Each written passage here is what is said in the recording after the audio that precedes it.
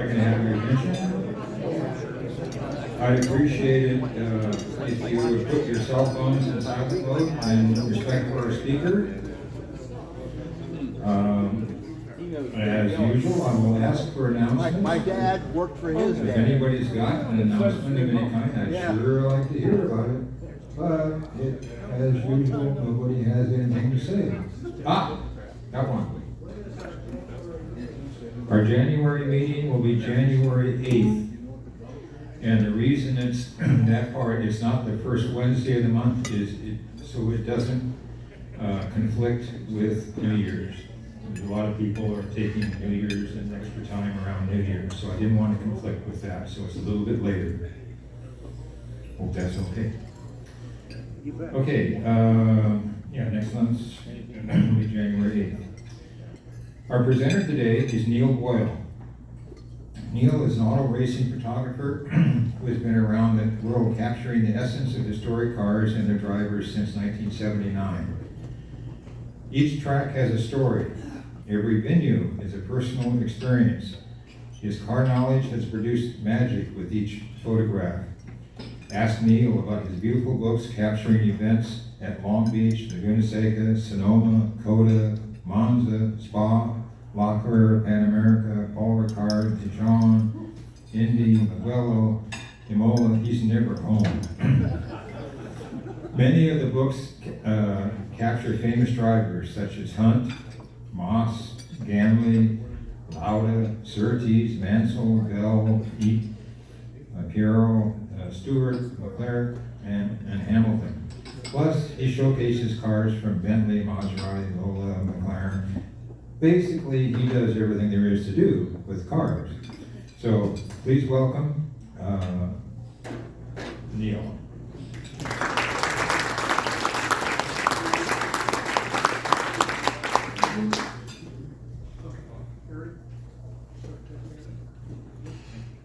So, let's see. Wait. I have to get in character first. Otherwise, I'll be afraid of the crowd.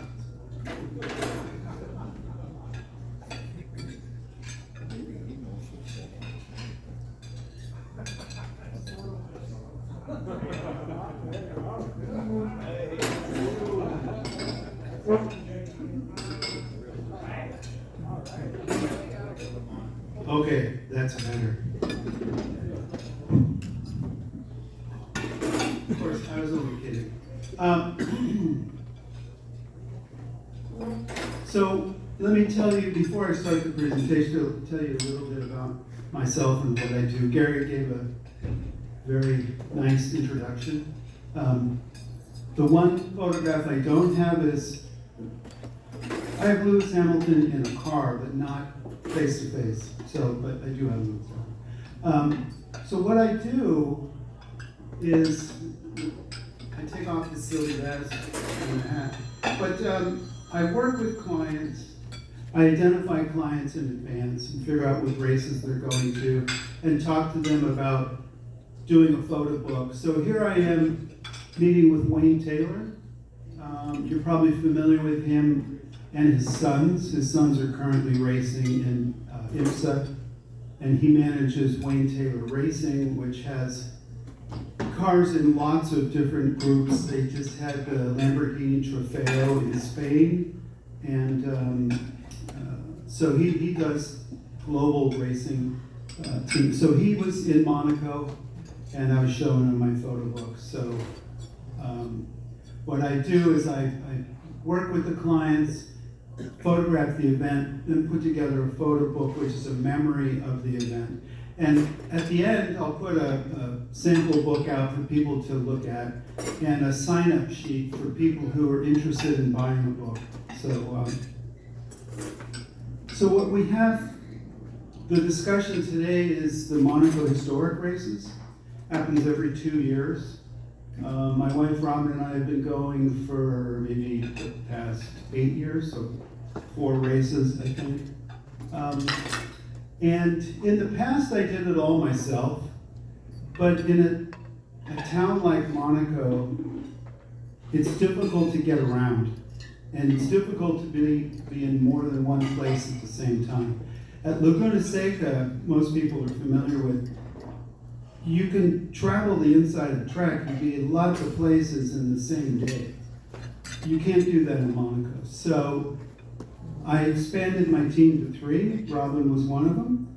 And my friend Don Nohai also joined me. And that allowed us to be at 7 or 8 corners at the same time, or multiple times, but in the same day. So the book had a bigger perspective than the previous year's books. So with that, I'll start the slideshow. And what they did this year was, and they did it at Silverstone, but they, the F1 organization is memorializing Ayrton Senna, and so they're celebrating his career.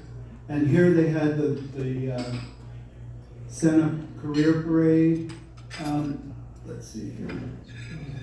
That is his nephew, Bruno Senna, who raced in Formula One. And Bruno Senna was doing some parade laps in a McLaren Senna GT. And the Prince of Monaco, Albert II, stopped the car and hopped in, much to the dismay of his bodyguards. But I was right there and captured him shaking hands with Bruno Senna. And then Stefan Johansson was driving a Tolman. And Eddie Irvine was there to race a Ralt Formula 3 car. And then Terry Bootson, who lives and works in Monaco, he was driving a Senna Lotus 97. And so at the end, this person is Bianca Senna, which is Ayrton Senna's niece, and she runs the Senna Foundation. So she's the one that allows people to use the Senna name. So, and manages all that in the Senna Museum. So this is the Prince talking to Terry Bootson after the little parade laps. So then all the drivers who did their parade laps stopped.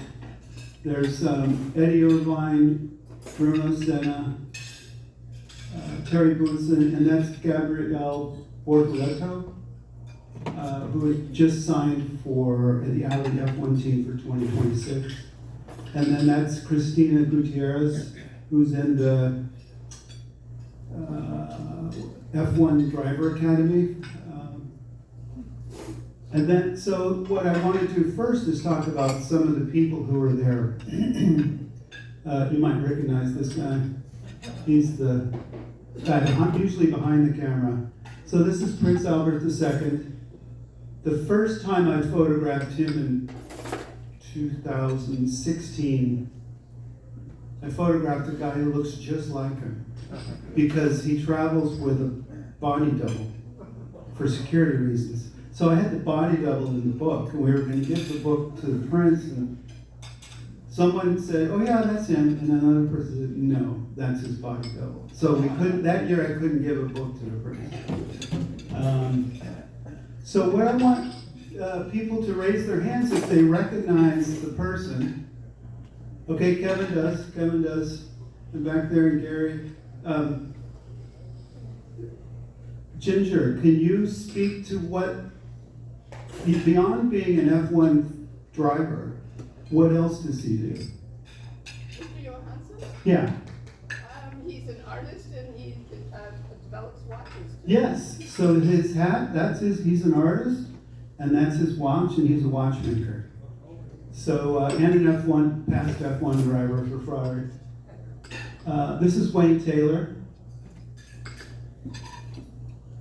Oh, I wasn't going to do that. Who recognizes this guy? Yes, that's Zach Brown. And who's this guy? Lando. So we're covering a lot of different eras. We'll show some even different areas. This guy in the middle, most people here would recognize Brian Redmond. Good. Now, some people might recognize him. Ginger and Jay do. They've met him several times. Colin Bach knows him very well. I don't think Colin's here, but that's Andrea Galati. He was the founder of the Ferrari Corsa Clienti program, and he worked there at the factory for about 10 years. And here he is with James Davison, IndyCar racer. There, and then, who recognizes this guy? Eddie Irvine, Irishman. Now, who's this old goat? Derek Bell. Good. He's a friend of Ginger's. Robin knows him as the naked guy. There's me. Well, we'll get to it. We'll get to it. Some people recognize him, some not. He's more famous behind the microphone instead of the car, instead of driving a car. But that's Max Gerardo. Listen. Oh, try to see if you guys know this guy. Ollie Berman. Yeah. Yeah, he raced for Formula One, for Ferrari earlier this year, and did really well. He's 17, coming on 18. This is, so Eddie Irvine knows Andrea because Eddie was a Ferrari Formula One driver, and they would go to his organization to do the seat fitting and initial setup, driver controls and all that with Andrea. So that's Eddie Irvine, and that's Eddie Irvine's sister, who is his business manager throughout all that. Who recognizes this? IndyCar driver, Mexico, Adrian Fernandez. Yeah. Now, you might recognize that guy, Mark Webber. The interesting thing is they're both Formula One driver managers. So Mark Webber manages Oscar Piastri, and Adrian Fernandez manages Sergio Perez. So these two guys had a lot to talk about this year. Who recognizes him? Adrian Newey. Younger generation, Charles. Now the ladies might recognize this guy. McDreamy. Yeah. Jay and Ginger know this guy as the naked guy. So it's Jochen Moss, yeah. Or as James Hunt used to call him, it's Herman the German. So drivers have to get changed, and they usually change in public. So James Hunt was famous for stripping down and getting into his driver's seat in front of thousands of people in the grandstands. Anyway, so that's how some of these people have seen the drivers, totally starkers, as they say in England. Couple of good old guys, Jackie Inkes, Joe Ramirez from Mexico. He came over when Pedro Rodriguez and his brother came to Europe back in the 60s. He stayed. He was a team mechanic for Brabham, Lotus, McLaren for about 30 years. He was Senna's personal mechanic for when Senna was at McLaren. He was so really knowledgeable guy. So now we're going to start the cars. And they're grouped into different categories by age. And what's interesting about this period of time is that they didn't race Formula One cars at Monaco. They raced sports cars. So I don't know what the issue was, but for those 5 years, they didn't race Formula One cars. So that's a Ferrari 250 MM, driven by David Franklin. Behind is the beautiful woman in an ugly car, Katerina Kaivalova in a Cooper Jaguar. There's David Franklin. Here's Tazio Otis. You recognize the last name? He spoke. Patrick spoke here a couple of sessions ago. This is his son. Do you know who Tazio was named after? Nuvolari. So driving a 750 Monza that Tazio and Patrick resurrected, put together. This is Brad Baker in a Maserati 300S. Behind him is Gregor Fiskin. People may recognize him. He's driving in HMW, I think. Here's a couple of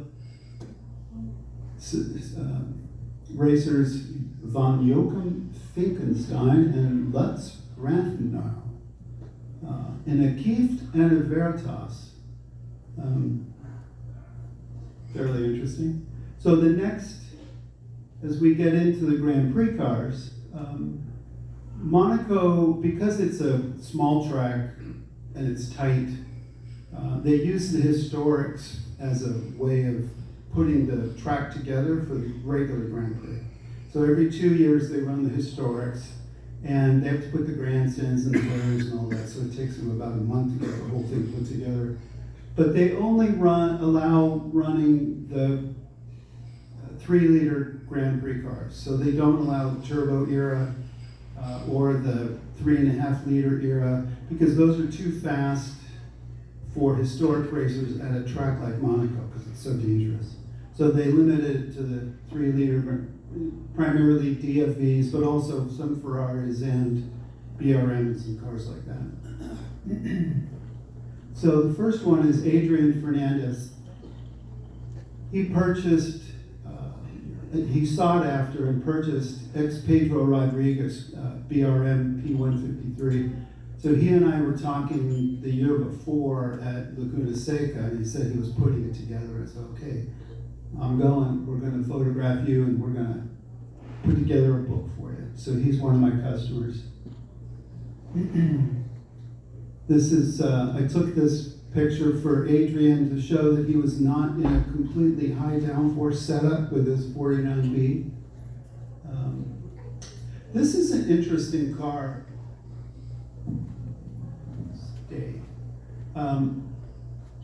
It's a March 721, I think. But it was raced originally by Mike Butler. And I have a photograph from 1984 of Mike Butler with James Hunt. They were friends. And so I've shared that photograph with the driver of this car. There's a McLaren M19. This is Franco Miners in a 1972 312B Spazinade. And so who knows what that stands for? Yeah. Close. It's a snowplow. Snowplow.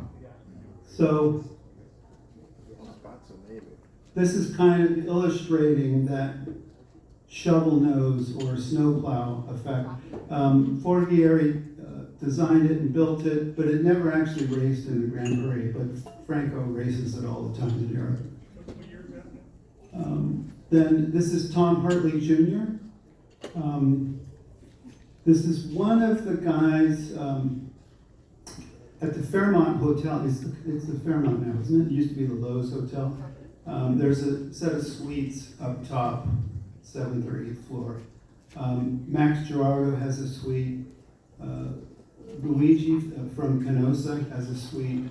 And Tom Hartley has a suite. So Robin would go from one suite to the next and back and forth to all 3 suites, taking pictures. She got a picture of every single car going through the Lowe's hairpin or the Fairmont hairpin, and drank a lot of champagne and ate a lot of caviar. Yeah. So here's Adrian Newey in the Lotus 49B. Here he is getting ready for battle. The interesting thing about his helmet is that each band represents a color of a car that he engineered. So you can see a lot of colors. A lot of fun. And so he's going to add another color next year. This is the 49B that he was racing. Here he is again. This is the Lotus 72. This was an iconic car in the JPS Lotus color, JPS Special. The next group up is 73 to 76. That's a McLaren M23. Here's Nick Padmore in a Lotus 77, followed by another Lotus behind him. Penske PC3. Ferrari 312B3. And in 2018, I traveled with Peter Reed and Stephen Reed, local Ferrari collectors. And Peter had one, a stablemate to this. Peter had chassis 15, I think this is chassis 13 or 14. And so beautiful, it's an iconic looking car. Then we move on to the next level of cars. They get progressively faster and progressively more ground effects. And in this class, Zach Brown is racing. He has the logo from Velocity Invitational because he's good friends with Jeffrey. So if you know Jeffrey O'Neill. And this is the FW07B that he races, ex-Alan Jones car. This is an Ensign. This raced 1980 at Long Beach, 1980. This was the car that Clay Regazzoni was driving when the brake pedal broke and he crashed into another car that had already crashed and broke his legs and was always had to drive with hand controls afterwards, and never raced again. So here's Wayne Taylor in the ex Jody Scheckter Wolf WR4. And the reason Wayne Taylor sought after and acquired that car is that he's from South Africa, but he lived next door. His next door neighbor was Ian Scheckter, who raced Formula One, but was a good friend of Jody's, and so really wanted and found that car and brought it to Monaco. Here he is in close up, even closer. So I showed these pictures to his son, Ricky, who is an IMSA racer, and he was like, on the wrong button. My dad looks scared there. No, he wasn't. He was just focused and concentrating. So this is a Ligier JS11 from '79, another iconic car. 79 was the year that Ferrari won the Constructors' Championship and the Drivers' Championship with Jody Scheckter and Gilles Villeneuve. But this car actually won the first 3 races that year and had a commanding lead of that season. But their performance fell off and Ferrari took the victories. This is a Fittipaldi. It's interesting how sometimes you have a green flag for a green car and a blue flag for a blue car, and this time I got a yellow car and a yellow flag. So that was fun. This was after Ferrari won the championship in '79, they used a derivation of the '79 T4, they called it the T5. Didn't have enough ground effects because of the flat 12 engine out back. So the T5 didn't win any races and was considered not the class of the field. So, but it's a very interesting car nonetheless. And here we get to the final series, 81 to 85, a lot of ground effects here. Terrell 012, followed by a Williams, and then back here some Lotuses, low ties. McLaren MP4. This was a Cosworth version, early. In fact, was the first carbon fiber tub in F1. Another Benetton. This is a year later. This is Max in a Minardi 185. This is an interesting car. I never actually raced in Formula One. It was built with, this is the 88B, which was built with two chassis. One was the body of the car, and the other was the ground effects portion. This traveled up and down independently from the chassis, but it was banned as a movable aerodynamic device. And so, but again, the historic guys pick it up, and it's a pretty interesting piece of kit. So that's a wrap up. This is the team. Robin was at the Fairmont Hotel, or the Fairmont. Don was at the Casino Square in several different positions. I was down in the pits. Someone asked about cameras.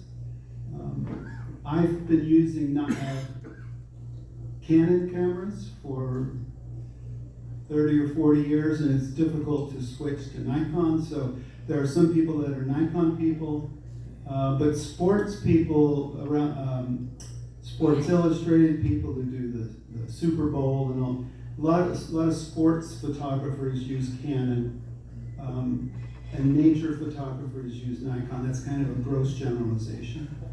But now I've made the switch from, I started out doing film in the 70s, then got into digital, not sure when that was, but now I've moved to mirrorless digital cameras, so there's no glass. A single lens reflex has a glass mirror that flips up and down, so mechanically it's harder to get it to do the high-speed continuous photographs, but with a mirrorless, you can shoot a lot of pictures in a quick succession. So for the 4-day event, set up all the way to the end Sunday night, the team, we shot over 11,000 photographs. And so if you think, oh, those all look good, well, it's easy to find 100 or 200 good ones out of 11,000. So yeah, there's a lot of backs of people's heads and the back of cars, but you got to take everything in order to find something. So that's a quick excerpt of what we did in Monaco this year. And what I'll do is I'll put a book over here for people to look at. It's a sample of what I do. It's a smaller version of what I do. It's 11 by 14 coffee table book. And if anyone's interested, we'll have a sign-up sheet and my business cards. And so, does anybody have any questions that you would like to ask? Yeah. Regarding the 11,000 photos, Yeah. what megapixel is each shot? I don't do RAW because it would overwhelm my sort of business process, but it's about 25 megabytes. Yeah. So how many memory cards do you have to take? How much memory do you Yeah, so we go through battery to 2 batteries a day. Memory cards are miraculously huge these days. So they're like 36 gigabytes. So we can go through a card a day, and then per photographer, yeah.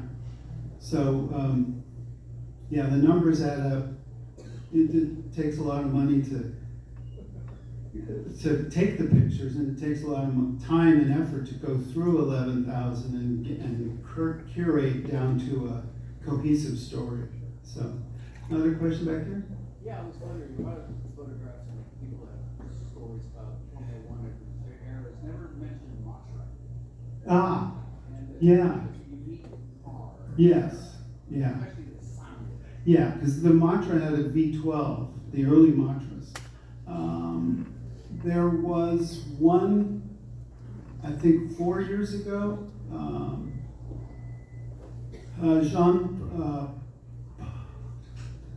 Jean Pablo Beltois, I think, Jean-Pierre's son, was racing a Matra either 2 years ago or 4 years ago at the Monaco Historics. Another question, sure?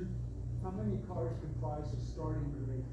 Oh, it can be, the first group was like 12, there was some groups that were up to 30.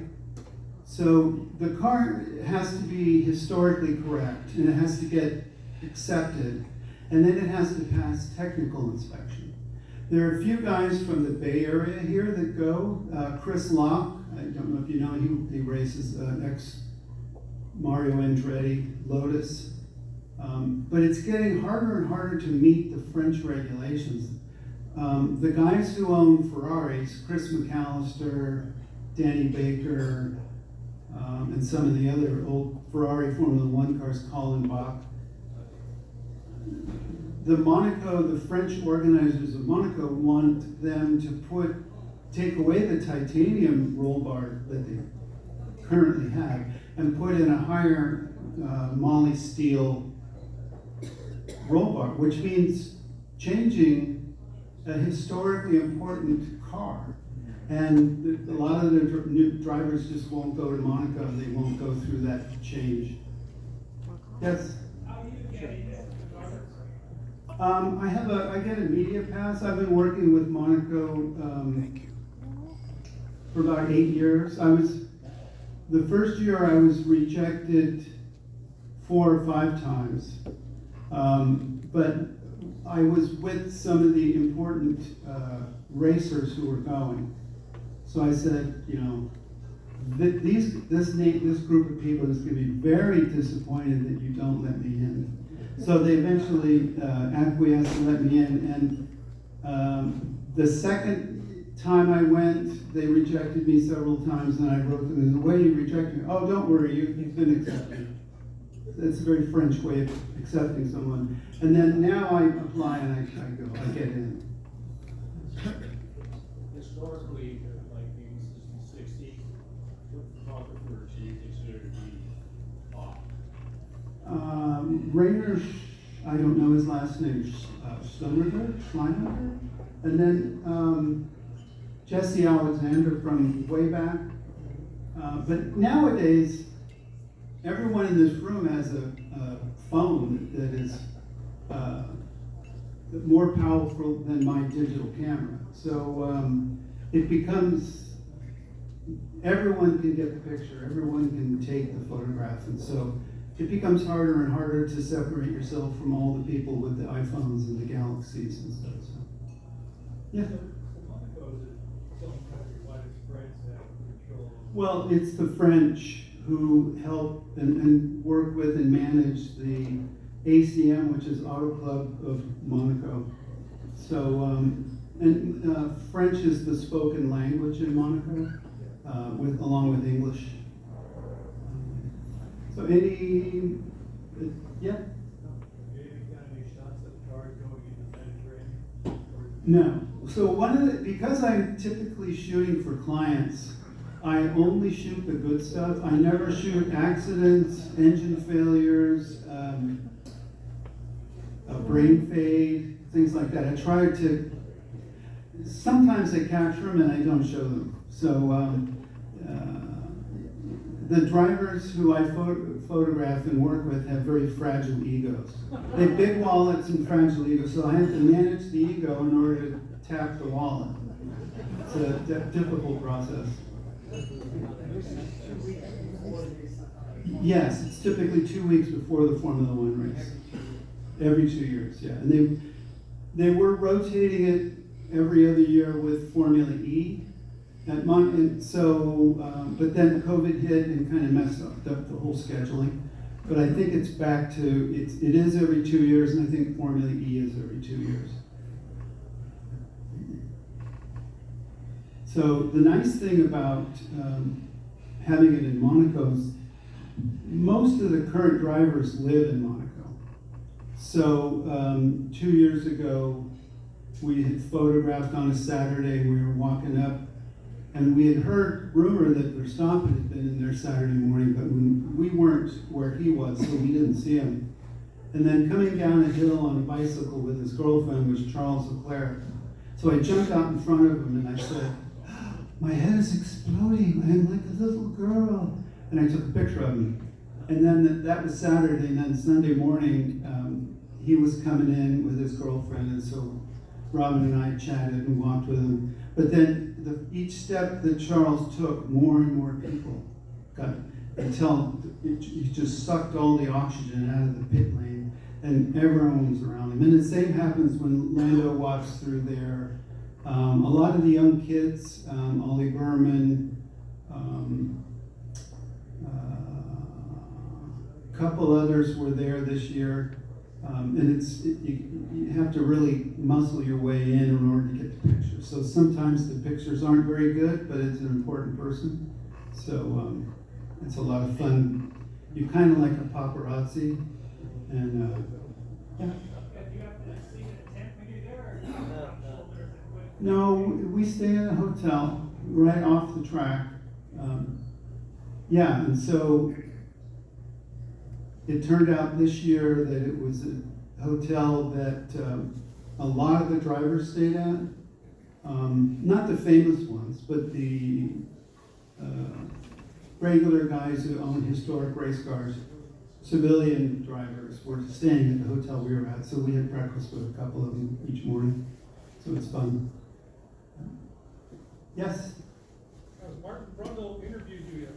No, Martin has not interviewed me, but I have a picture of him. Okay. I saw him in Monza in 2016, and he was doing a shakedown test of the BRM P153 for somebody. And he, as we were leaving the track, I got his autograph, of course, and then talked to him, and then he went out, and we were driving out, and he was screaming down the backstretch at probably 180 miles an hour, so yeah. Okay. What events are you going to do this year, next year? I always do Laguna Seca, although it's less picturesque than Monaco.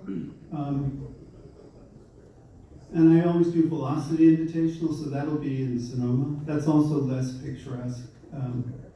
But no, I wait and I work with different clients and figure out where they want to go and what they want to do, and so I don't have that much plans next year. We'll see what life unfolds.